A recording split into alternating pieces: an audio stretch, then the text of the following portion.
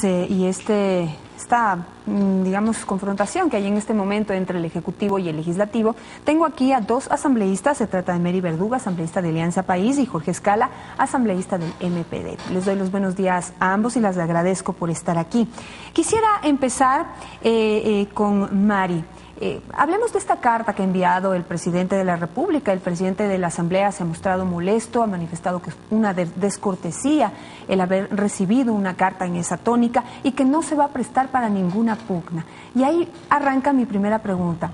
El gobierno nos ha tenido acostumbrados a permanentes pugnas, a permanentes confrontaciones. Si no es con la prensa, es con la oposición. Si no es con la oposición, es con la Comisión Interamericana de Derechos Humanos. Si no hay Comisión Interamericana de Derechos, tiene que pelear con alguien. Ahora se ha buscado digamos, este pretexto para poder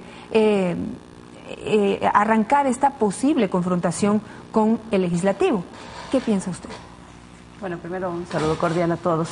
Bueno, yo no creo que haya una pugna en realidad de poderes. Yo creo que es una carta que salió del sentimiento que el presidente tenía en ese momento. De pronto es lo que siente el presidente cuando recibe estos exhortos, que en realidad sí son repetitivos. O sea, tenemos que también hacer un análisis como Asamblea Nacional de qué es lo que también hemos hecho con el tema de los exhortos, que son legítimos desde la Asamblea, porque nosotros tenemos legislación, fiscalización, pero también tenemos representación. Y esta representación muchas veces la ciudadanía nos pide hacer algunas acciones para que las cosas que de pronto no se están dando desde el gobierno nacional se las haga y que la Asamblea haga eco de esto.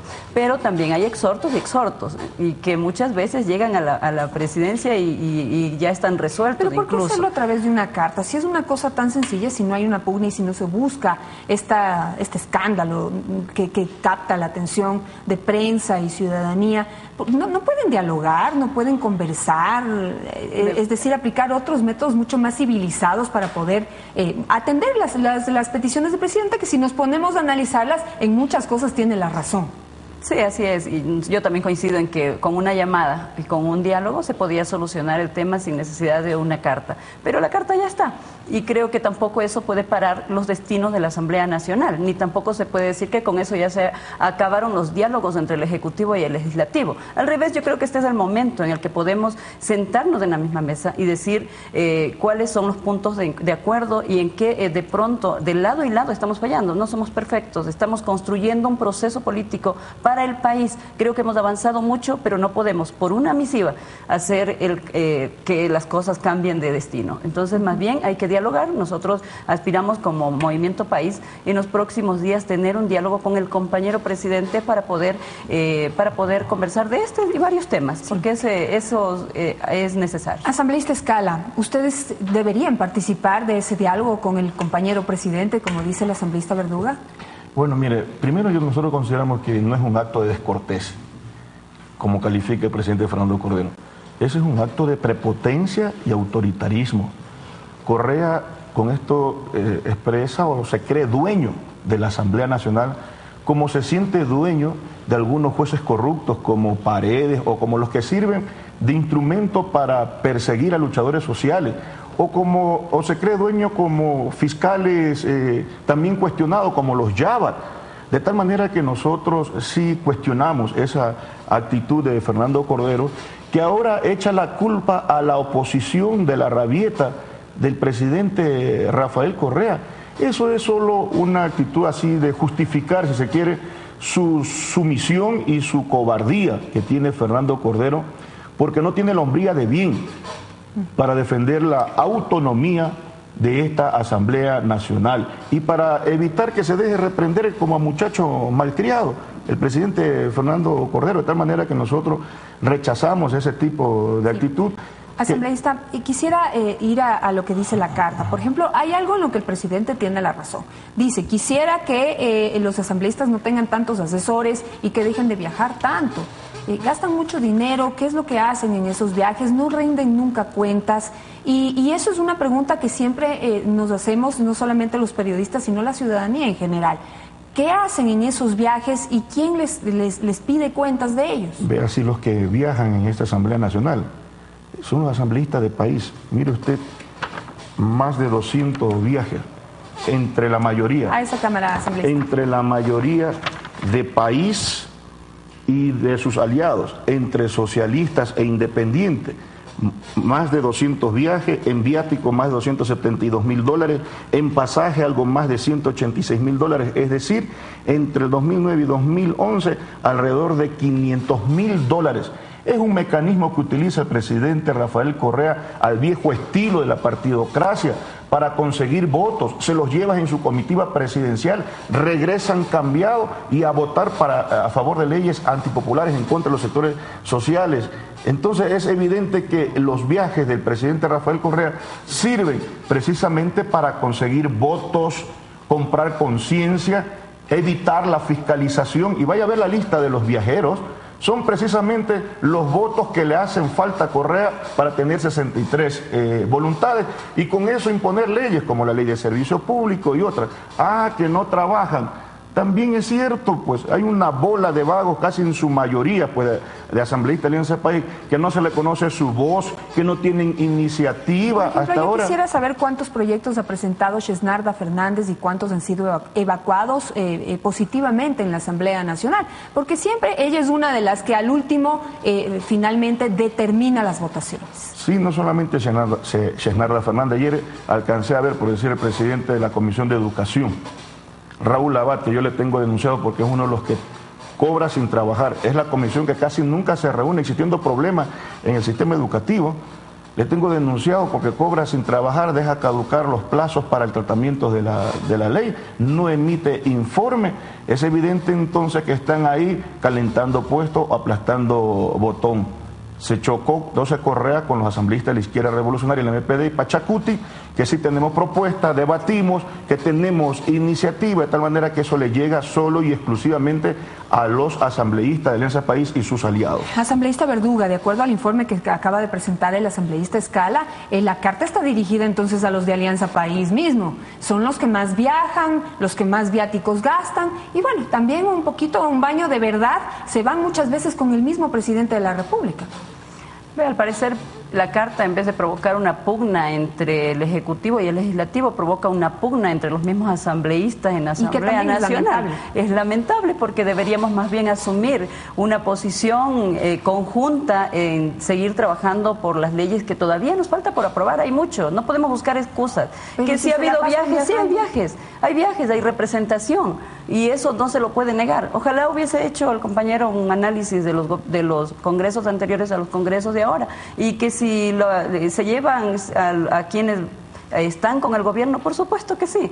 Pero la pregunta es hasta dónde el señor va a aceptar ir de gobierno y después pasan a estar con el gobierno. Eso es una acusación grave. Es una acusación grave que tendrá que el compañero darle respuesta a quienes se sienten aludidos en el tema. No nos sentimos nosotros como Alianza País aludidos porque nosotros tenemos una representación, somos compañeros del presidente Rafael Correa, construimos un proceso político, un proyecto político en conjunto. $500,000, $500,000 en viajes. ¿Dónde está la rendición de cuentas? La rendición de cuentas está en la Asamblea Nacional y no es que quien ha viajado no tiene que presentar un informe de lo que se hace, porque si entonces tenemos que venir a lo público a decir qué se hizo y qué se dejó de hacer y hasta dónde avanzamos en los procesos, la Asamblea Nacional en este momento tiene una imagen mucho más alta de lo que tuvieron los congresos anteriores y precisamente es por ese trabajo que se viene haciendo en los diferentes sectores, tanto interno como externo del a ambos, país. ¿no? A ambos. La Por Asamblea supuesto. puede haber recuperado en algo su imagen, pero sigue estando en los últimos lugares comparado con otras instituciones. Probablemente, este porque país. Precisamente son estas actitudes negativas que no permiten avanzar como institución. Pero sin embargo, la institucionalidad de la Asamblea Nacional no se compara para nada con los congresos anteriores. Una última cosa sobre la carta, quiero pasar al tema del veto total de la Ley Orgánica de la Función Judicial, pero el presidente también hace referencia aquí a algo que hemos cuestionado también desde los medios de comunicación, y es que algunos, o muchas veces todos ustedes, se sientan a calentar el puesto y ni siquiera leen lo que van a aprobar o lo que van a apoyar. ¿Sí? Y se refiere, por ejemplo, a estos escritos, a estos pedidos, como los que hace el asambleísta Tomás Ceballos, en donde se notó que ni siquiera leyeron el del Che Guevara. Todos aprobaron el tema de que condenar que lo mataron estando vivo. Eso causa risa, eso causa vergüenza. Eso lo dice el presidente en su carta y eso lo hemos dicho los medios de comunicación y la ciudadanía en general. Apenas suceden estas cosas. ¿Cómo pueden suceder eso? ¿Cómo están ahí y aprueban este tipo de cosas con toda la falta de seriedad del caso? No solamente eso, se han aprobado muchas cosas en la Asamblea Nacional en las que muchas veces no estamos de acuerdo, pero somos compañeros dentro de la Asamblea, somos compañeros asambleístas y cuando un compañero pide que se le apoye lo hacemos con todo el gusto mientras no rompa la institucionalidad del Estado, que muchas veces hay exhortos que buscan romper con leyes o con acciones que están encaminadas hacia un cambio del país. Entonces, sí, probablemente este sea un jalón de orejas para cambiar de actitud, para que todos como asambleístas asumamos la responsabilidad de que somos asambleístas representantes de ciudadanos y por tanto tener esa responsabilidad de reflejarse en el trabajo que hacemos dentro de la Asamblea. Asambleísta Escala, en los 3 primeros párrafos de la carta, el presidente de la República dice que no va a permitir que se arroguen funciones que no les pertenecen en el tema de estos exhortos, que por ejemplo para pedir emergencias dice que esa es una potestad únicamente del Ejecutivo. Y dice, a usted no le gustaría, dice que el Ejecutivo u otra función se metiera en la función legislativa.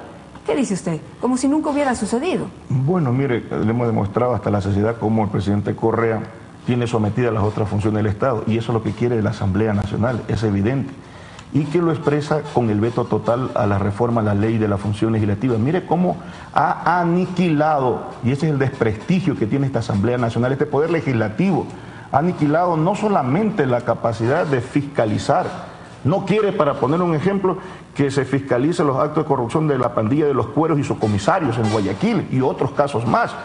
Entonces, cuando veta totalmente la reforma a la ley de la función legislativa, deja inutilizada a la Asamblea Nacional, que no es capaz de ni siquiera reformar su propia ley de la función legislativa. Y qué vergüenza de este presidente de la Asamblea Nacional, que no tiene la suficiente valentía para defender esta autonomía del poder legislativo. Y mire usted que con el veto también, no solamente que mantiene estos actos de corrupción, porque si es corrupción, más de 20 juicios archivados.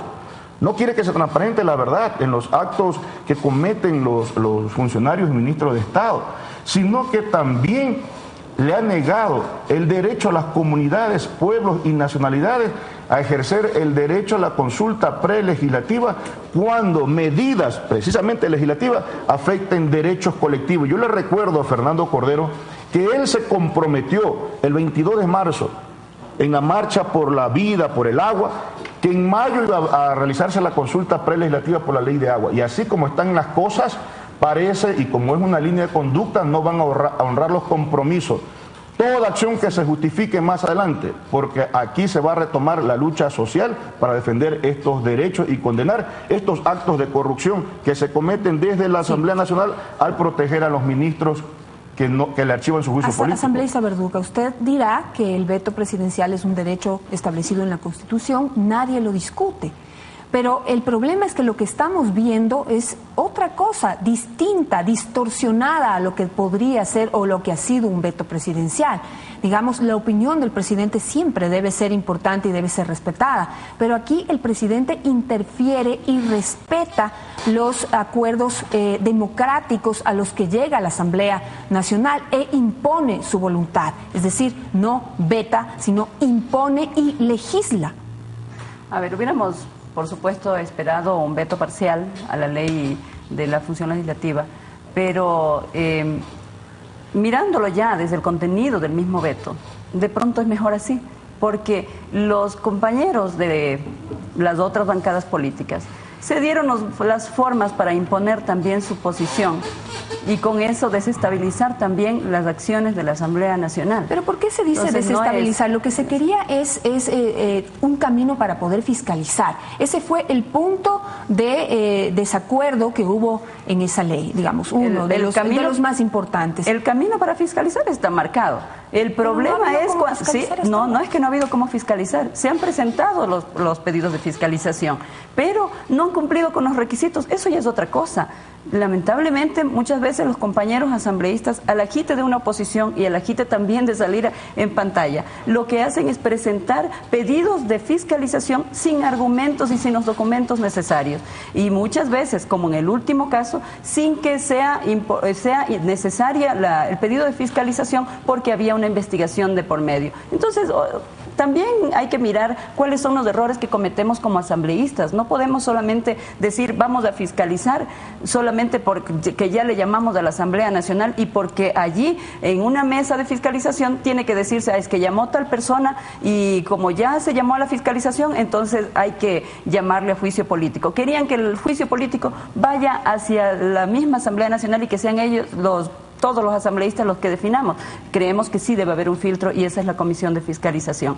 Entonces, ese de otros temas, como el querer a través de esta ley apelar a la presidencia de la Asamblea Nacional constantemente, pero que ya lo están haciendo. Finalmente ustedes llegaron a un acuerdo con la oposición y aprobaron esa ley.